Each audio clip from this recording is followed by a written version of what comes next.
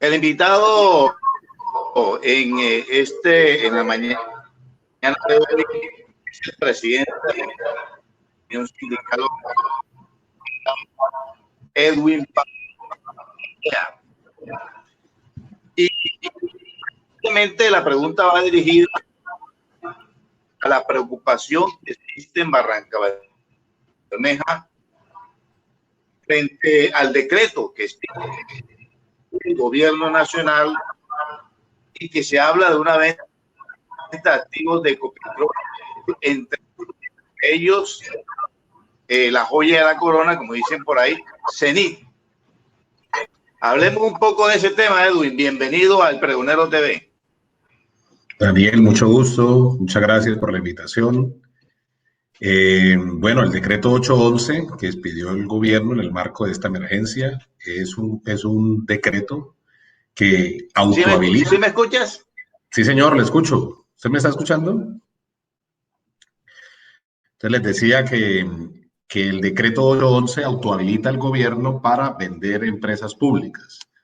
Pues primero establece el decreto una posibilidad de poder comprar empresas privadas, públicas o mixtas, dice el decreto que para proteger el empleo, pero paso seguido habilita al gobierno para poder vender participación en empresas públicas. Por eso nosotros, junto con congresistas, junto con académicos, con economistas importantes, hemos alertado al país de esta intención del gobierno que atentaría contra los derechos de todos los ciudadanos, de todos los colombianos, porque pues Ecopetrol es de todos los colombianos, no solamente pues de los accionistas que tienen cerca del 9% de participación área en Ecopetrol, sino lo que allí se produce redunda en ingresos para la nación. Por eso nuestra alerta, nuestra preocupación, y por eso hemos puesto de presente este tema en la agenda política y pública.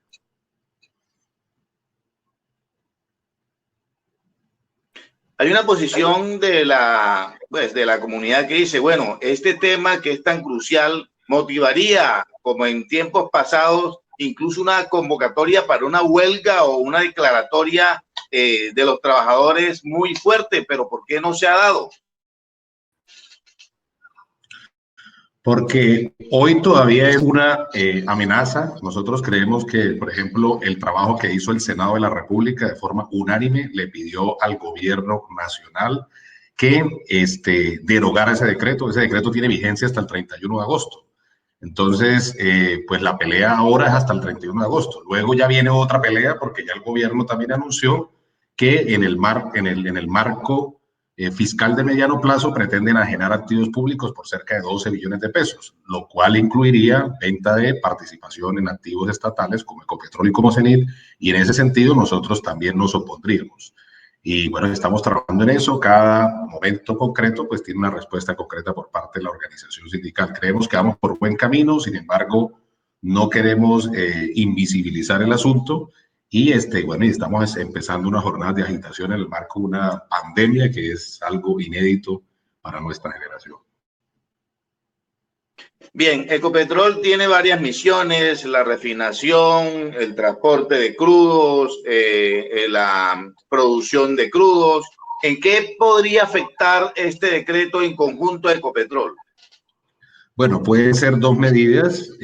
Si Ecopetrol, si el Estado, el gobierno, toma la decisión de vender Cenit, es de baratar a Ecopetrol como una empresa integrada, porque Ecopetrol es una empresa integrada de los negocios de producción, refinación y transporte. Entonces, si le quitan el segmento del transporte, deja de ser una empresa integrada. Entonces, nos tocaría comprarle al privado para poder transportar nuestros crudos y nuestros derivados. Eso desbarataría a la empresa colombiana de petróleos. Entonces, por eso hemos focalizado en Cenit, que es una empresa filial de Ecopetrol, 100% de participación de Ecopetrol, y estamos en ese camino. La otra opción puede ser vender Ecopetrol.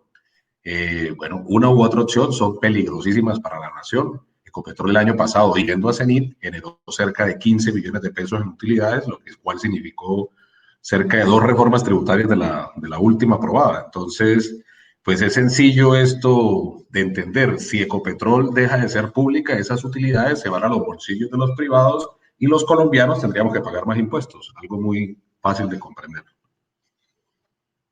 En Barranca Bermeja, con el grito de los trabajadores, se nacionaliza la producción petrolera y nace Ecopetrol. Pero uno ve con preocupación que aunque hay un sector que ha despertado, que está reclamando frente a ese decreto, uno ve que hay un gran sector, sobre todo un gran sector, que le parece indiferente esa situación. Usted, desde su óptica, ¿cómo mira ese aspecto de que para muchos les es indiferente? Es decir, no se han pellizcado frente a la peligrosidad de este decreto. No, siempre ha sido así, en la historia siempre ha sido así. Lo que pasa es que, pues obviamente hoy se visibiliza más esa indiferencia, pues producto de las redes sociales, en fin, y porque cada día más nuestra sociedad es más individualizada, es decir, piensa menos en los efectos colectivos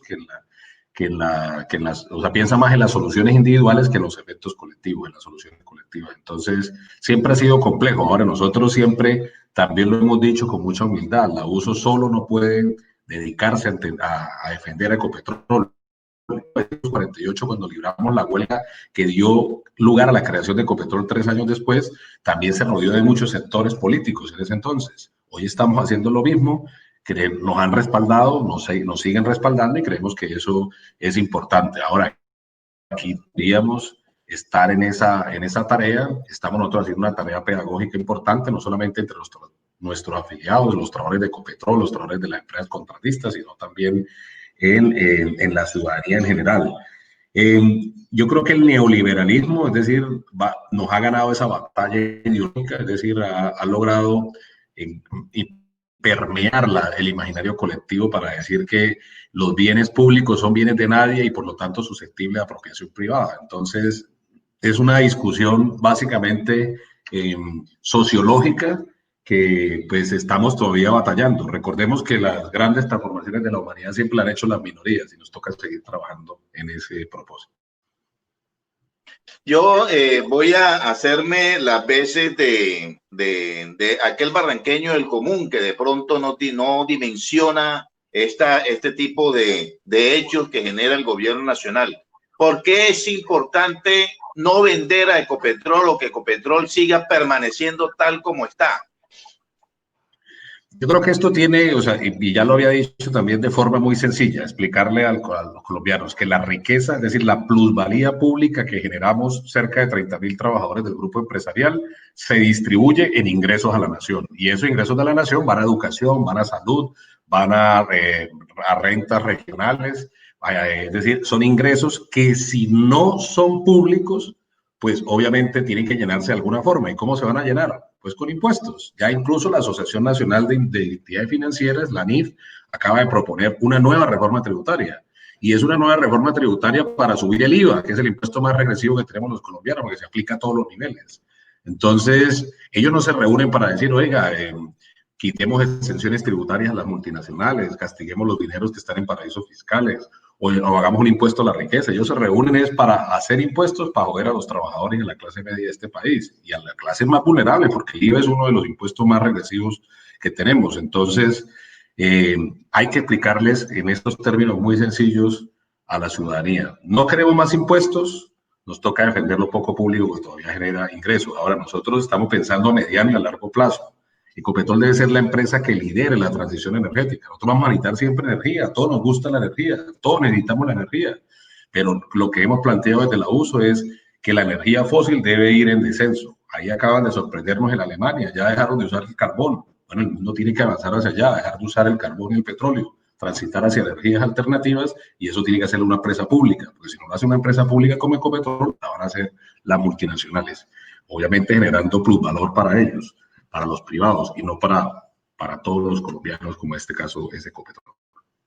Bueno, en los últimos gobiernos se ha transformado Ecopetrol tanto hasta incluso llevarlo a la bolsa. En estas transformaciones que ha tenido Ecopetrol, uno percibe que entre más transformaciones se está teniendo, el sindicato tiene como menos influencia hacia, por ejemplo, aspectos como política petrolera y otras cosas. ¿Qué opina al respecto? A ver, Edwin.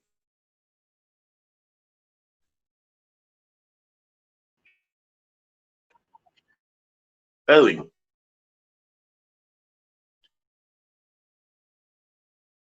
Se cortó la... Bueno, hay una problemas acá de internet, hay un problema de conectividad. Estamos entrevistando a Edwin Palma, hablando del tema precisamente del decreto que expide el gobierno en aras de esta emergencia que vive el país y que le ha permitido al presidente de la República, vía decreto, establecer una cantidad de cosas. Ahora, en este último, aparece el decreto en el que se propone la venta de activos de Ecopetrol. Y bueno, perfecto, ya se unió Edwin Palma. Edwin, entonces digo yo que con las transformaciones que se han dado en los últimos periodos gubernamentales, uno pareciera que o percibe que el sindicato como que ha perdido un poco esa influencia en aspectos como política petrolera, o es una simple percepción mía.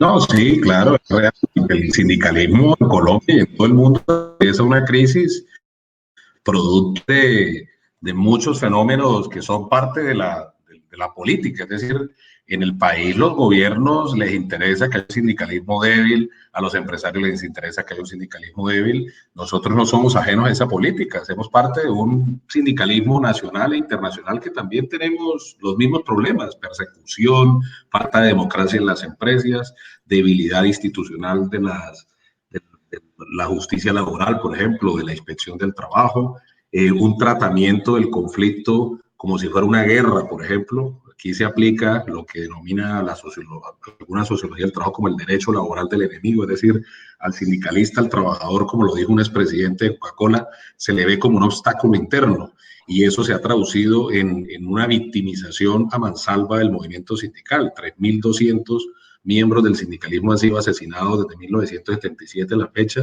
y la USO le ha puesto a esa cifra el dramático número de cerca de 120 compañeros. Entonces, bueno, eso sumado a toda una política sistemática de debilidad sindical, porque no es porque uno quiera, sino que realmente obedece pues a estas decisiones políticas sistemáticas para exterminar el sindicalismo. Yo creo que hay varios estudios que demuestran que ha habido una política de Estado para acabar a las organizaciones sindicales. Recuerden que en el año 2004 el gobierno Uribe quería acabar a la USO. Bueno, no logró ese propósito, nos resurgimos como el ave fénix y ahí vamos, tratando de hacer sindicalismo en medio de tantas dificultades. Ahora, en la historia de la USO siempre ha sido así. Ya vamos a cumplir 100 años y hay momentos de la historia donde desapareció la personería jurídica, donde despidieron muchos trabajadores, donde exiliaron a muchos dirigentes sindicales. Y aquí está la USO,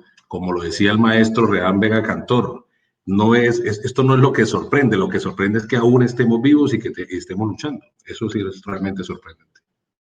Bueno, algunos congresistas, sobre todo de izquierda, han dado su posición al respecto, pero yo quiero saber qué congresistas se han unido a esta cruzada frente a que no simplemente ese decreto, que con nombres propios, nombres y apellidos. No, ha sido vital el protagonismo del senador Velasco, de la senadora Maritza Martínez, del senador Jorge Robledo, es decir, pero la proposición que le hicieron al presidente Duque la firmaron 97 senadores, incluyendo los senadores del partido de gobierno. Eso deja ver ya la preocupación que en torno al decreto hay para todos. Entonces, bueno, ojalá esa proposición se vuelva una realidad, y es que deroguen el decreto o que no lo implementen de aquí al 31 de agosto, una empresa.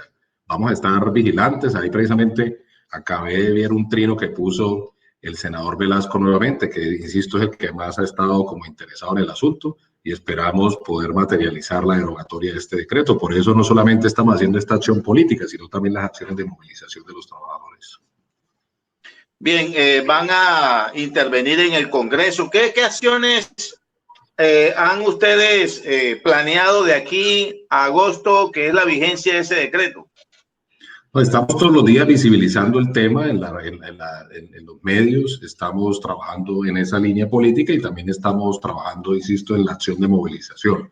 Desde hace 2 semanas ya casi adelantamos una acción de protesta simbólica en el edificio principal de Ecopetrol, pero también estamos en una jornada de anormalidad laboral en nuestras 26 seccionales, precisamente poniendo de presente eso. Pero ahora, hemos dicho, nosotros solos no podemos. Bueno, ha habido una serie de pronunciamientos solidarios de parte de organizaciones sindicales alrededor de esto y lo que nosotros podemos hacer es visibilizar el asunto, movilizarnos en torno a eso, liderar la conformación de un frente amplio por la defensa de lo público y estamos trabajando en ese sentido.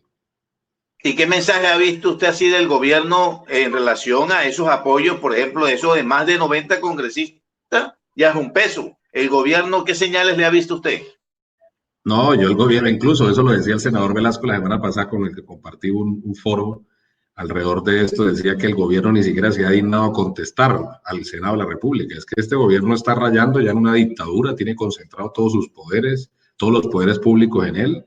Y imagínense, no se le atreve a contestarle a la Cámara Alta, es decir, a la representación de toda la nación, porque ese es el Senado, la representación de toda la nación. El presidente es la representación de los que ganan una elección. Aquí no, aquí está representado los que ganan, los que pierden y todo el pluralismo político, y no se ha nada a representarle. O sea, eso demuestra el talante de esta. Por eso, como sindicato, tomamos la decisión de ya salir en medio de esta difícil cuarentena, pero hay que salir a protestar, obviamente cuidándonos, pero hay que visibilizar todos estos reclamos porque este gobierno viene por el oro y el moro. Finalmente, ya para concluir, Edwin, ¿usted ve que sí se cierne un gran peligro en torno a este tema? ¿Ve que la posición es una posición de decisión decidida ya del gobierno, es decir, vamos a vender a Cenit? Yo creo que sí, claro, incluso, insisto, no solamente en el marco del decreto 811, que ellos pueden decir que es para salvar a Bianca y listo, pero ya también anunció precisamente el ministro de Hacienda de que en la presentación que hizo el marco fiscal de mediano plazo que necesitan enajenar 12 billones de pesos de empresas públicas. ¿Y cuáles empresas públicas pueden venderse alrededor de esa cifra? Pues Ecopetrol y Cenit. Realmente el resto son participaciones accionarias en muy pequeñas empresas que no dan para eso y pues sin duda alguna vamos a trabajar en oponernos a esa medida. Estamos trabajando pues y vamos a seguir en esa tarea. Gracias, Edwin, por concedernos esta entrevista. Gracias a usted, Daniel, y a todo su equipo por permitir compartir estas reflexiones.